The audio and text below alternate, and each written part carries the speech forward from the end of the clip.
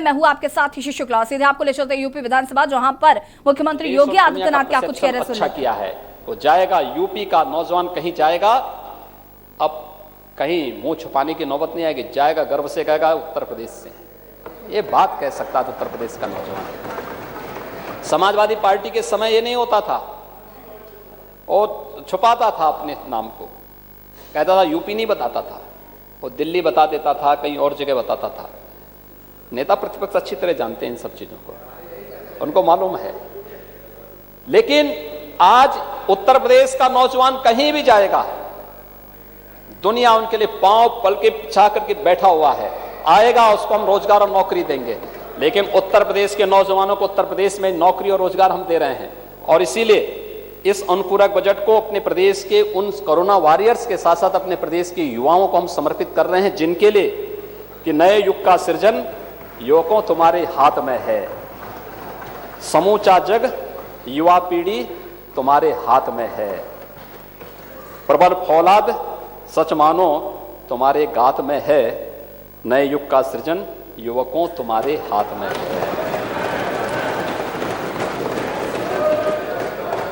सफलता तो तुम्हारी बात में है, जज्बात में है, नए युग का सृजन युवकों तुम्हारे हाथ में है।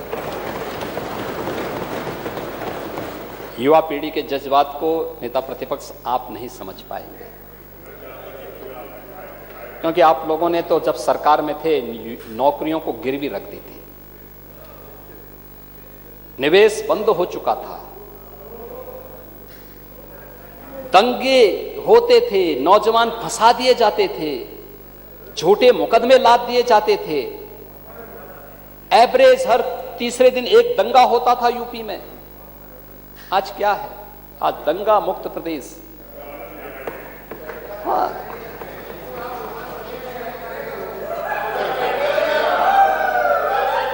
और इसीलिए तो दंगा कौन करेगा?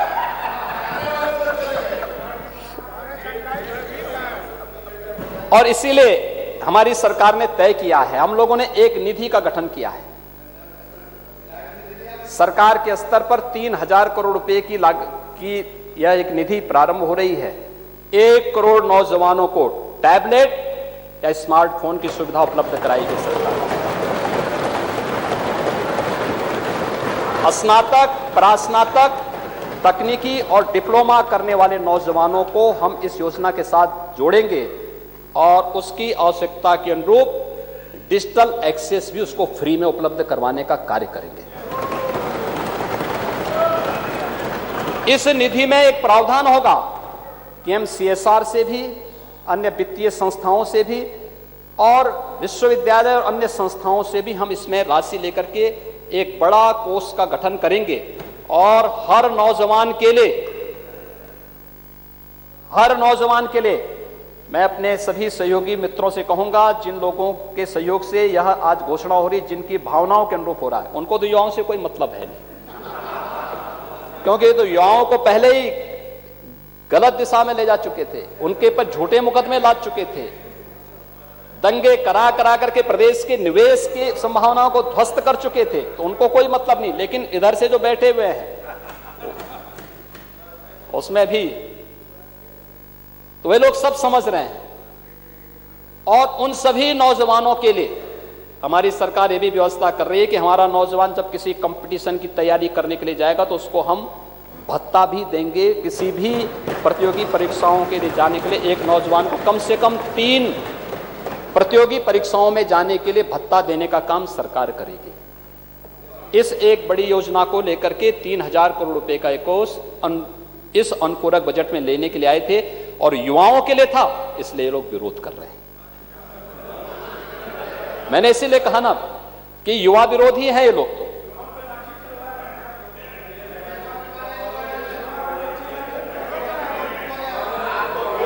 महोदय, दूसरा प्रदेश के अंदर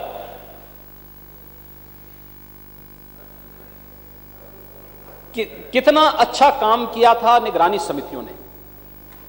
आंगनबाड़ी, आशा वर्कर और उन लोगों ने अल्प मानदेय पर जब मैं देख रहा था विपक्ष के बहुत सारे नेताओं को, मैं मानता हूं बहुत सारे लोग कोरोना से संक्रमित हुए, मैं स्वयं संक्रमित हो चुका था, लेकिन बहुत सारे लोगों ने तो हिम्मत ही हार दी थी। लेकिन तब भी गांव-गांव, घर-घर वे समितियां जा रही थी, निगरानी समितियां जा रही थी। तो उसमें जो बहुत अच्छा काम किया था, इसलिए सरकार ने निर्णय लिया है, आंगनबाड़ी कार्यकर्ती, सहायक कार्यकर्ती, आशा संगनी, पीआरडी जवान, रोजगार सेवक, यानी जो अल्प मानदेय पर कार्य करने वाले थे, इन सबके मानदेय में बढ़ोतरी करने का काम सरकार करेगी।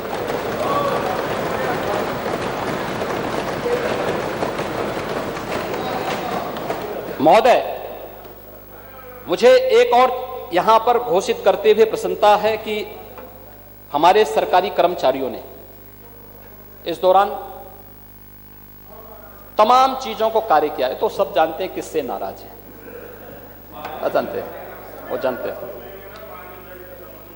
महोदय, कोरोना कालखंड के दौरान सभी विपक्षी नेता होम आइसोलेशन में थे, भगवान करे होम आइसोलेशन में रहे।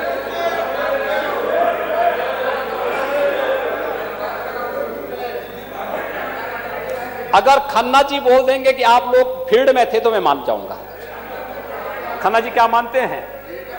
आप मानते हैं लोग फील्ड में थे?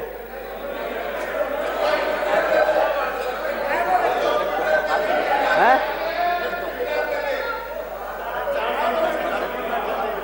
हैं? देखिए, वो कहते हैं, वो कह रहे ज्यादातर लोग तो हॉस्पिटल में थे, तो कहां फील्ड में रहते?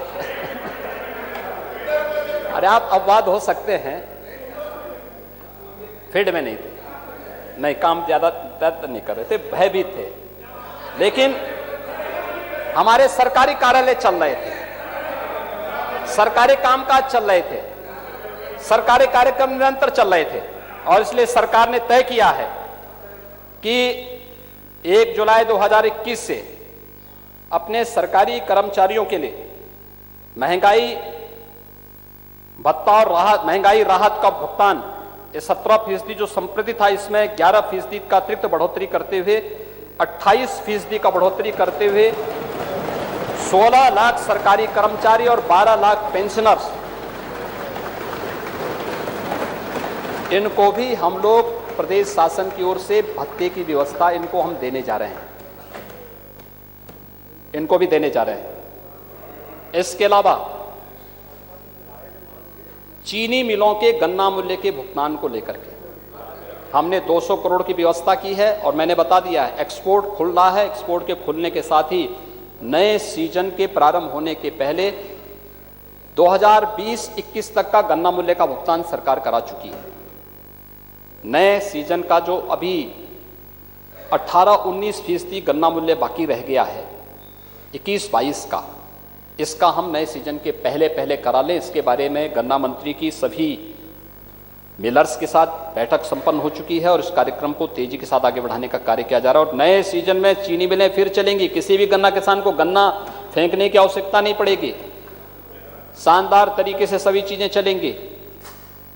कोरोना कालखंड के कारण समस्याएं हुई, उस कार्यक्रम को आगे बढ़ाएंगे, इसलिए इसकी व्यवस्था भी की गई है। अधिवक्ता, हम लोगों ने हर एक तबके के लिए कुछ न कुछ किया। कोई कह रहा था महिलाओं के लिए क्या किया, अगर आप जमीन पे होते तो पता होता कि जनधन अकाउंटधारी महिलाओं के खाते में पैसा गया था कोरोना कालखंड में। निराश्रित महिलाओं की, वृद्धजनों के लिए, प्रधानमंत्री किसान सम्मान निधि से आच्छादित किसानों के लिए, दिव्यांगजनों के लिए, इस सब के लिए गया था। 3 महीने फ्री में उनको रसोई गैस के सिलेंडर भी उपलब्ध कराए गए थे। तो जमीन पर रहते तो कुछ पता रहता, जमीन पर रहते नहीं, इसलिए तो कुछ जमीन का कोई पता नहीं। और महोदय, मैं इसलिए कहना चाहता हूं, अधिवक्ता समुदाय को भी एक सामाजिक सुरक्षा की गारंटी मिलनी चाहिए। युवा अधिवक्ताओं को हम पहले घोषित कर चुके हैं, और ये उन अधिवक्ताओं के लिए जिन्हें सामाजिक सुरक्षा निधि के अंतर्गत कुल 1.5 लाख रुपए की राशि थी, हम इसको 5 लाख रुपया कर रहे हैं, और मैं इसके लिए अपने अधिवक्ता समुदाय का भी अभिनंदन करता हूं। निराश्रित गौवंश, क्या 2017 के पहले गौ तस्करी चरम पर थी, इलीगल स्लॉटर हाउसेज खुलते थे, एक भी बार बयान नहीं आते थे नेता प्रतिपक्ष के, नहीं होते थे। पार्टनर रहे होंगे, क्यों करेंगे? स्वाभाविक रूप से सहानुभूति उन लोगों की किसके साथ में हर व्यक्ति जानता। गौ भक्त बोलने से थोड़ा हो जाता कोई गौ भक्त। दूध तो कोई भी पी सकता है, पिएगा भी, पीना भी चाहिए, घर में भी रख सकते हैं, कोई दिक्कत नहीं है। हम भी रख रहे हैं, आप भी रख रहे हैं, रखना भी चाहिए। अंतर यह है मैं गाय का दूध पीता हूं, आप भैंस का दूध पीते हैं।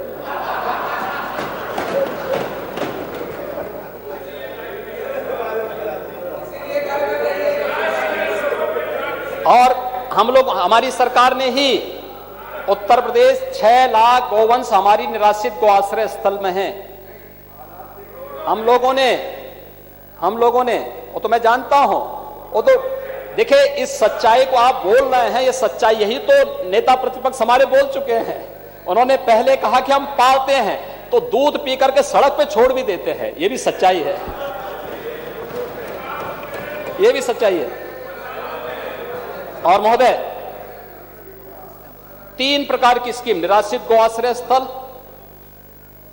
दूसरा किसानों को भी हम लोगों ने 4 गौवंश तक रखने के लिए अनुमति दी है। निराश्रित गौ आश्रय स्थल से कोई किसान ले जाता, 90,000 गौवंश इस प्रकार का है जिसे किसान अपने घर में पाल रहा है। पर गौवंश, हर गौवंश पे हम 900 रुपये हर महीने उस किसान को उपलब्ध करा रहे हैं।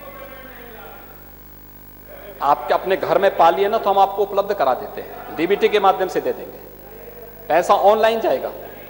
और तीसरा है कुपोषित माताओं को या कुपोषित बच्चों के परिवार जनों को एक गाय, ब्याही हुई गाय उसको उपलब्ध करवा देना, और ये उपलब्ध कराया जा रहा है।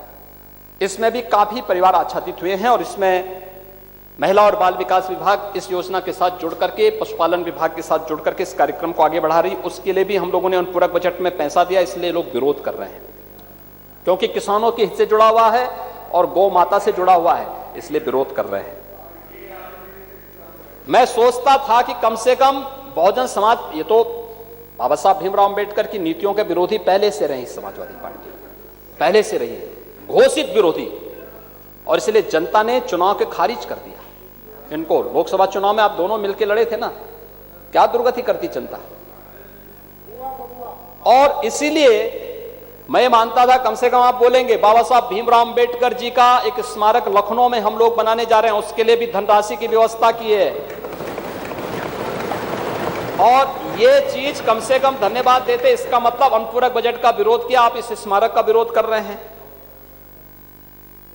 महोदय, स्वच्छ भारत मिशन, गरीबों के लिए सामुदायिक शौचालय और ओडीएफ प्लस के लक्ष्य को प्राप्त करने के लिए जो प्रयास प्रारंभ हुए हैं, उसके लिए धनराशि का प्रावधान किया गया, लोग विरोध कर रहे हैं। ये केवल नारी गरिमा का ही प्रतीक नहीं, यह हमारे लिए स्वास्थ्य सुरक्षा की गारंटी भी देने वाला है। और यह धनराशि की व्यवस्था इसीलिए की गई है। अयोध्या और वाराणसी के विकास के लिए भी पैसा, तो हम जानते हैं पहले से घोषित आप विरोधी हैं, तो आप तो इसका समर्थन नहीं करेंगे, समर्थन इधर ही के लोग करेंगे। तो हमारे पक्ष के लोग पहले से इसका समर्थन कर रहे हैं, तो इन्हीं लोगों के प्रस्ताव पर यह भी किया जा रहा है। संस्कृत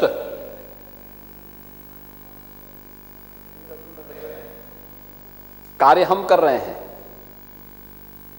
और मंच, अब चुनाव आए तो मंच ये सजाने लग गए हैं, अब जगह जगह जाकर के सबको याद आ रही है। संस्कृत बच्चों के लिए आप लोगों ने तो संस्कृत के विद्यालय जानबूझ करके बंद किए थे, और जानबूझ करके बंद किया आप लोगों ने, विद्यालय बंद कर दिए, स्कूल बंद कर दिए, उन स्कूलों में नए एडमिशन नहीं होने दिए, उन स्कूलों में नई भर्ती नहीं होने दी। हमारी सरकार ने तय किया है, हमारी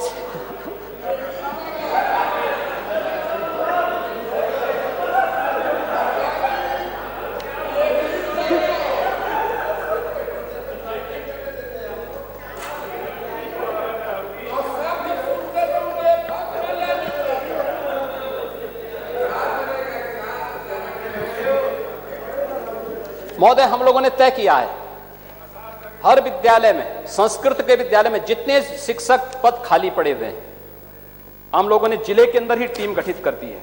प्रबंधक की अध्यक्षता में जिले के अंदर की टीम तत्काल उन शिक्षकों की मानदेय पर पहले चरण में भर्ती की प्रक्रिया को पूरा करे और उसमें कहीं कोई कोताही न बरती जाए। जिसको रोक लगाए थे हम लोगों ने उसको दरकिनार कर दिया। दूसरा, संस्कृत विद्यालयों में पढ़ने वाले बच्चों के लिए व्यवस्था, उनको किसी प्रकार की सुविधा नहीं मिल पाती थी, उन बच्चों के लिए भी सरकार ने एक स्कॉलरशिप की व्यवस्था की है और उसका प्रावधान भी इसमें आज किया जा रहा है। मैं आज के इस अवसर पर जो एक कार्यक्रम यहां पर किए जा रहे हैं, यहां पे जो आज अनुदान हमारे सहयोगी वित्त मंत्री जी ने यहां पर प्रस्तुत किया है, मुझे लगता है कि अच्छा होता कि वह पहले एक बार नेता प्रतिपक्ष के साथ उनको बैठ जाना चाहिए था, नेता प्रतिपक्ष को अपने शाहजहांपुर की मिठाई खिलाते और नेता प्रतिपक्ष को बाटी चोखा भी उनका खाते तो अच्छा रहता है। कभी बाटी चोखा खिलाया करें इनको, वित्त मंत्री जी को, जिससे आपके साथ बैठ करके आपके सुझाव को ले सकें। और मैं धन्यवाद दूंगा वित्त मंत्री जी को, अपर मुख्य सचिव वित्त और वित्तायुक्त को, वित्त विभाग के सभी अधिकारी कर्मचारियों को, जिन्होंने इन नई मदों के माध्यम से प्रदेश के अंदर इस नई सोच को आगे बढ़ाने के लिए अपना योगदान किया है। और आप सबका मैं एक बार फिर से धन्यवाद करूंगा कि कोरोना कालखंड में कोरोना से बचाव करते थे, इस लड़ाई को मजबूती के साथ आगे बढ़ाने के साथ साथ हम इस कार्यक्रम को आगे बढ़ा रहे हैं। अध्यक्ष जी, मैं आपका आभार व्यक्त करता हूं कि आपने मुझे इस पर बोलने का अवसर दिया। बहुत बहुत धन्यवाद। यही करना है, यही डायरेक्ट। माननीय अध्यक्ष जी, माननीय अध्यक्ष जी,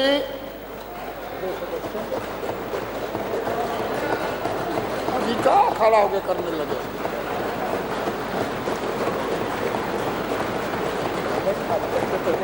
खूब तबेला बजाइए, अब 22 में पता चलेगा बजाने का।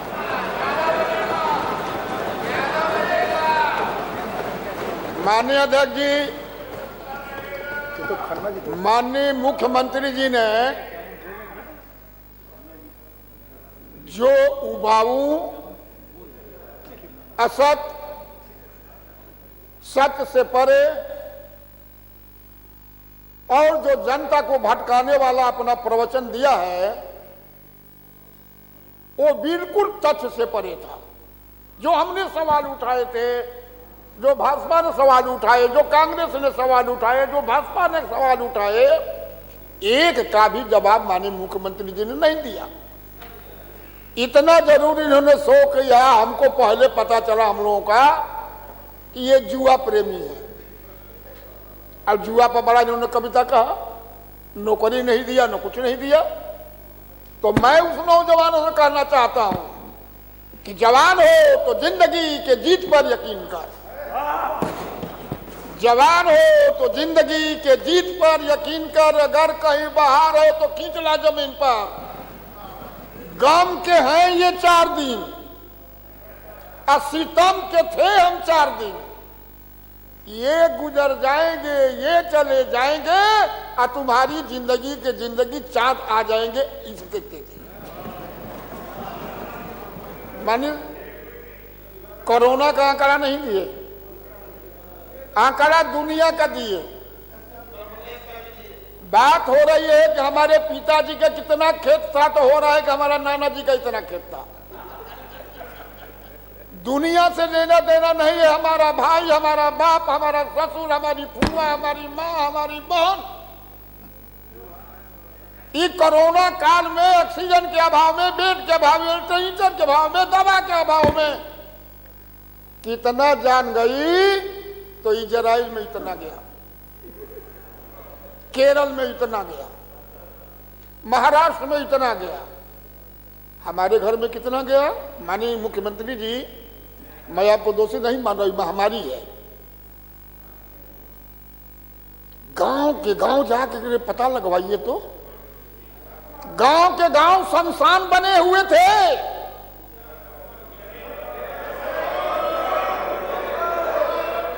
भाई देखिए, अब हो गया।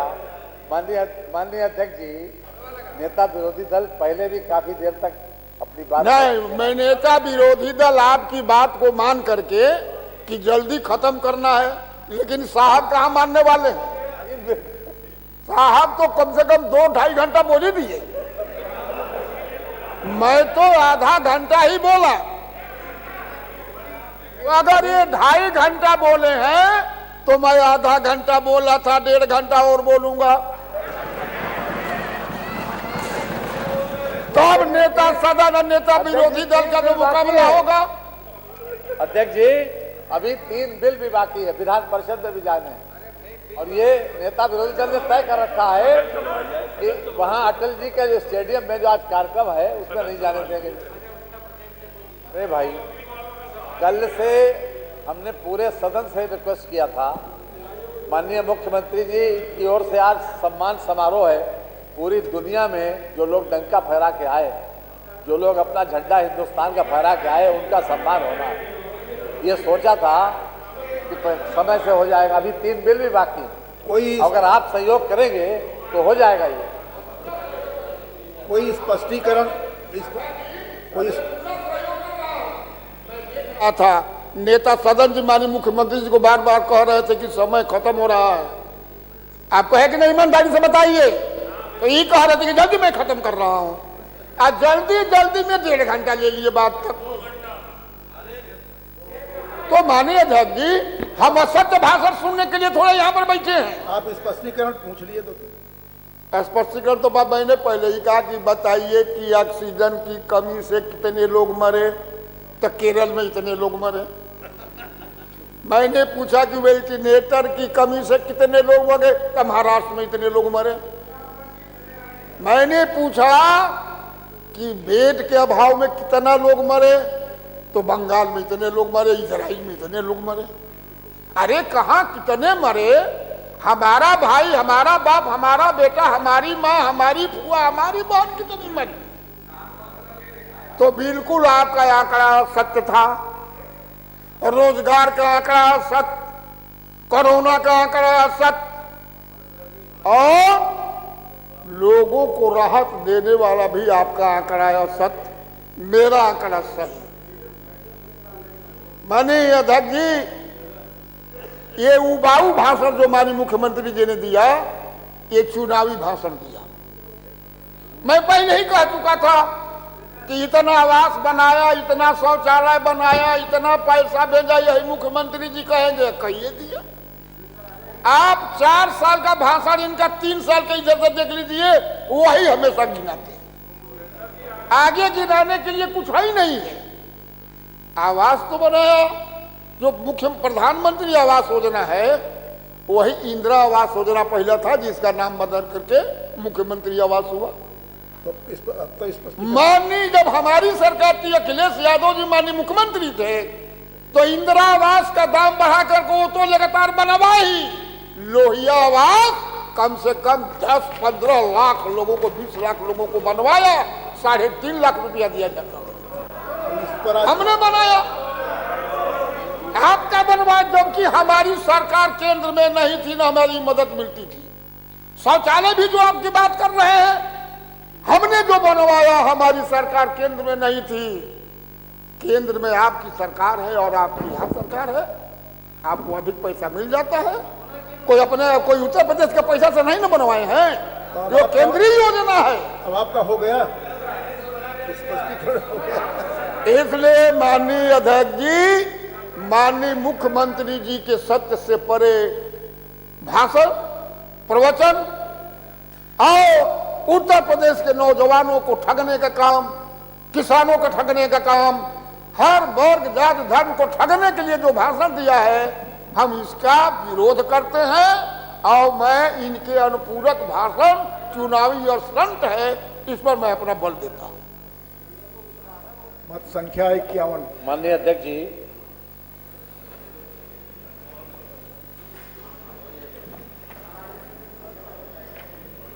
इक्यावन।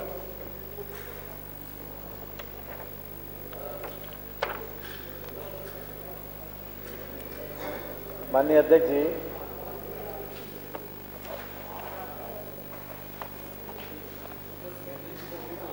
मैं आपकी अनुज्ञा से प्रस्ताव करता हूं कि जो भी सदन के समक्ष 2021-22 के अनुपूरक अनुदानों की मांगों पर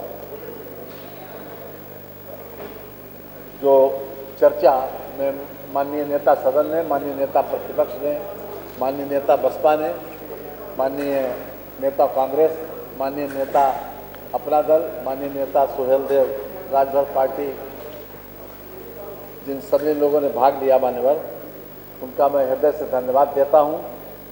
और माननीय नेता सदन ने सभी लोगों की जिज्ञासाओं का जो भी जिज्ञासा की थी वो उस पर अपना उत्तर भाषण किया है मान्यवर। मैं विशेष रूप से सभी लोगों का आभार प्रकट करता हूं। और जो भी बातें छात्रवृत्ति वाली या पीआरडी वाली आई हैं उसको मैं दिखवा लूँगा मान्यवर। और अब मैं आपसे अनुरोध करता हूं कि इस पर ये चर्चा को कंक्लूड किया जाए और मान्यवर इस पर मतदान कराया जाए। भाई चर्चा कंक्लूड हो गई, हमने बुला लिया आपको। आप मत संख्या मान्यवर मैं प्रस्ताव करता हूं कि अनुदान संख्या 7, 9, 11, 13, 15, 19, 24, 26, 35, 39, 41 लगायत 42, 49, 67, 71, 84, 6। और विधानसभा से आप लाइव तस्वीरें देख रहे थे जहां पर पहले मुख्यमंत्री योगी आदित्यनाथ